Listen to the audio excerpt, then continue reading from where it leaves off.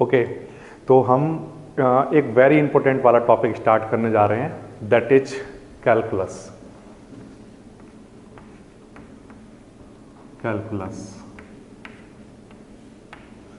ये जो calculus topic है ये क्लास 12th में ऑलमोस्ट आधा पोर्शन जो आपके पेपर का होता है 44 मार्क्स का ही आता है। ठीक है, तो इस टॉपिक को हम कवर करेंगे।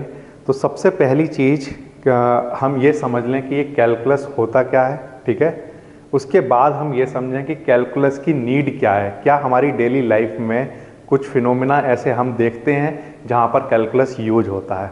ठीक है, तो सबसे पहली चीज़ हम समझते हैं कि कैलकुलस किसे कहते हैं। ओके, तो कैलकुलस आपको बताता हूँ। कैलकुलस इज ये है डेफिनेशन किसकी, कैलकुलस की। कैलकुलस क्या होता है? Calculus is that branch of mathematics which deals with the study of change in value. किससे डील करता है ये? Change in value. किसकी? फंक्शन की। किसी फंक्शन की वैल्यू में क्या चेंज आ रहे हैं। ठीक है, कब चेंज आएंगे? जब उसके जो इंटरवल होगा, उसका जो पॉइंट होंगे उनमें चेंज आएगा उसके डोमेन में। ठीक है, इस बात का क्या मतलब है? देखो, सपोज करो आपके पास कोई एक फंक्शन है। फंक्शन आपने कहीं पर ऐसा लिखा हुआ देखा? सपोज करिए कोई फंक्शन साइन थीटा, ऐसा साइन एक्स कहता हूँ मैं इसको, क्या दिया हुआ? Sine x. ये एक फंक्शन है साइन एक्स।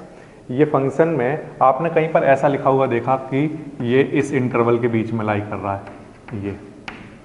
ठीक है ना, तो ये जो इंटरवल है, इस इंटरवल के बीच में बहुत सारी वैल्यू होंगी। इस इंटरवल का मतलब क्या होता है कि वैल्यू यहाँ से स्टार्ट हुई हैं और यहाँ पर एंड हो रही हैं, तो इसके बीच में बहुत सारी वैल्यू आती होंगी। तो जैसे जैसे ये वैल्यू चेंज होती जाएगी, π/2 से 2π की तरफ बढ़ेगी, तो जैसे जैसे चेंज आएगा उस फंक्शन की वैल्यू में क्या होगा? चेंज आएगा। उस फंक्शन की वैल्यू में चेंज क्या क्या आएगा उसके बारे में स्टडी करना क्या कहलाता है? कैलकुलस। बिल्कुल सिंपल है। कैलकुलस के दो पार्ट होते हैं। कैलकुलस जब हम स्टडी करेंगे, कैलकुलस इसके दो पार्ट हैं हमारे पास। नंबर 1 पार्ट जो हम पढ़ेंगे वो है differentiation and second part is integration. Second part क्या पढ़ेंगे हम? इंटीग्रेशन। Differentiation and integration. तो क्लास 11th लेवल पर सबसे पहले स्टार्ट होगा डिफरेंशिएशन। ठीक है, इसी डिफरेंशिएशन के पार्ट को क्लास 12th में आगे बढ़ाया जाएगा और फिर जब आप डिफरेंशिएशन पढ़ लेंगे तो इसका जो रिवर्स प्रोसेस होती है उसका नाम क्या होता है? इंटीग्रेशन। तो पहले हमें ये समझ आना चाहिए, फिर हम इसका जब रिवर्स करेंगे तो डिफरेंशिएशन का रिवर्स पढ़ लेंगे। तो पहले हमें ये सारे टर्म बड़े अच्छे से समझ में आने चाहिए। ये समझ आ रहा है? ठीक, तो हम क्या पढ़ने जा रहे हैं? आंसर है डिफरेंशिएशन। डिफरेंशिएशन किसका पार्ट है? कैलकुलस का। और कैलकुलस किसे कहते हैं? तो किसी भी फंक्शन की वैल्यू में जो चेंज आते हैं वो चेंज किस तरह से चल रहे हैं, उनका प्रिडिक्शन करना, उनको मेजरमेंट करना, वो सब चीज़ें क्या कहलाती हैं? कैलकुलस कहलाती हैं। ठीक, अच्छा, अब हमारी डेली लाइफ में कौन कौन से फिनोमिना ऐसे हैं जिनमें हमें डेरिवेटिव की ज़रूरत पड़ती है। अगर आप कोई भी चीज़ पढ़ने जा रहे हो तो आपको ये तो पता होना चाहिए कि हम इसे क्यों पढ़ें, इसका कोई यूज भी है या नहीं। क्योंकि आप क्वेश्चन पूछते हो क्लास में कि सर ये कैलकुलस कहाँ यूज आएगी, ये डिफरेंशिएशन इंटीग्रेशन आपने इतना बड़ा पढ़ा दिया, इसका कुछ यूज है या नहीं है? तो आंसर है हाँ, इसका बहुत सारा यूज है, बस आपको बताने वाला होना चाहिए और आपको पता होना चाहिए। ठीक है, तो नंबर 1 थिंग मैं आपको समझाता हूँ। सपोज करिए मैं आपके सामने यहाँ पर एक टैंक बनाता हूँ। टैंक, ध्यान देना, क्या बना रहा हूँ प्यारे बच्चों? टैंक। देखो ये मैंने टैंक बनाया, रिजर्वियर बनाया। इस टैंक के अंदर आपने पानी भरा हुआ है। ठीक है, यहाँ पर पानी भरा हुआ है इतना। ठीक, आपने चेक किया ये पानी यहाँ पर भरा हुआ था, ये मैंने देखा वॉच में। ठीक है, अभी कितना पानी है? इतना। ठीक, इतना का मतलब आपने क्या मेजर कर लिया? इसकी डेप्थ, हाइट। ठीक, हाइट पता कर लिया आपने कि अभी पानी है, यहाँ पर मैंने देखा 1 मीटर या 1 सेंटीमीटर। ठीक, फिर थोड़ी देर बाद मैंने देखा, थोड़ी देर बाद यानी कुछ टाइम निकल जाने के बाद मैंने देखा टाइम अब कितना हो गया, फिर मैंने देखा 5 मिनट और ज़्यादा हो गए, तो पानी मैंने देखा यहाँ तक भर चुका था वाटर का लेवल। पहले हाइट इतनी थी, इतनी, ये, अब हाइट कितनी हो गई, इतनी हो गई। ठीक, ये भी बात आ गई समझ में, कोई प्रॉब्लम नहीं। अच्छा, फिर मैंने और थोड़ा टाइम निकाला और थोड़े टाइम बाद मैंने फिर से चेक किया तो ये वाटर का लेवल यहाँ आ गया, इस जगह पर। ठीक, ये बात भी समझ में आती है। तो इस बात का मतलब ये है कि ये जो वाटर की हाइट बढ़ती जा रही है, ये किस बात पर डिपेंड कर रही है, टाइम पर। जैसे जैसे टाइम निकलता जा रहा है वैसे वैसे वाटर का जो हाइट है वो ऊपर बढ़ता जा रहा है। ठीक, अब एक इंटरेस्टिंग चीज ये है कि हम ये जानना चाहते हैं कि अगर इतनी डेप्थ थी तो टाइम इतना था, इतनी डेप्थ थी तो इतना टाइम हो चुका था, तो कब वो टाइम आएगा जब ये वाटर क्या करने लगेगा, ओवरफ्लो होने लगेगा, ये हम जानना चाहते हैं। तो कोई ऐसा फिनोमेना अगर हमें मैथमेटिक्स में मिल जाए जिससे मैं एक दो ऑब्जर्वेशन करूं और सीधा आपको बता दूं कि ये कब ओवरफ्लो करने लगेगा, ऐसा फिनोमेना कौन सा फिनोमेना होता है, तो आंसर है डिफरेंशिएशन। ठीक, या मैं सिंपल आंसर करूं कैलकुलस की हेल्प से, मैं आपको ये बता सकता हूं कि ये कब ओवरफ्लो करेगा। ठीक है, हम सीखेंगे कि कैसे पता करते हैं ये कब ओवरफ्लो करेगा। तो सपोज जो सबसे पहला वाला जो नीड है, मैंने आपको जो एग्जांपल दिया यहां पर मैं लिखता हूं, needs of people maintaining a reservoir need to know when will a reservoir overflow knowing the depth of water at several instant of time. तो इस बात का मतलब आप ध्यान से सुनिए, अगर आपको पता है पहले से क्या, depth of the water at several instant of time, पहले से आपको एक पैरामीटर पता है। ठीक, फिर इसकी हेल्प से आप क्या पता कर सकते हैं, when will reservoir overflow, when will reservoir overflow. इस बात का मतलब ये हुआ कि मुझे एक चीज पहले से पता हो तो मैं दूसरी चीज पता कर सकता हूं। ठीक, बिल्कुल आसान सी बात, ये मुझे एक बात समझ में आई। इसी तरह से मैं कोई दूसरा एग्जाम्पल समझता हूं। ठीक, दूसरा एग्जाम्पल समझो।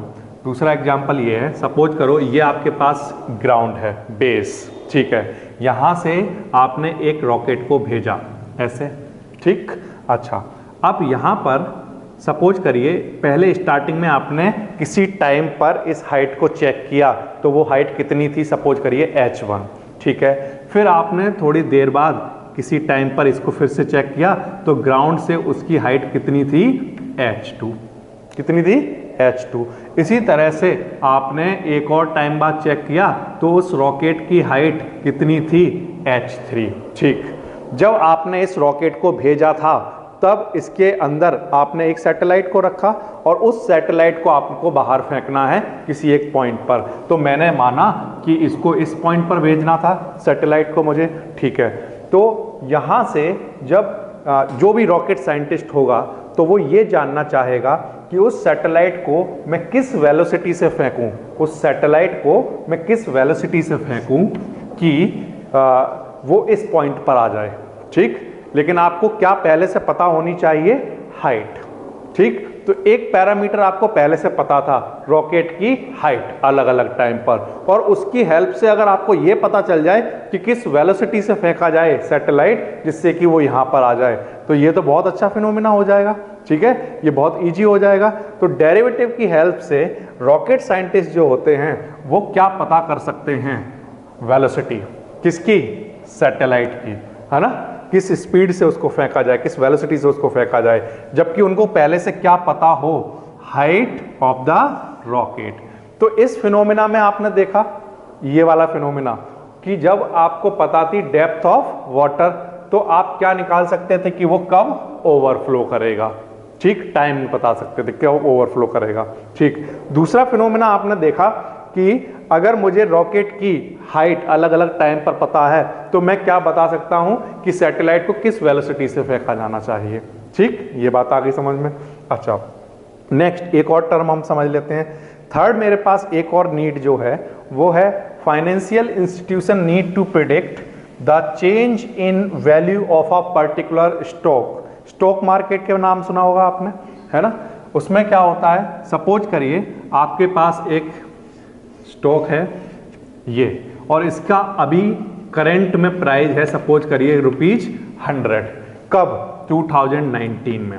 कितना है 2019 में, आपने इसमें ₹100 लगाए, ठीक।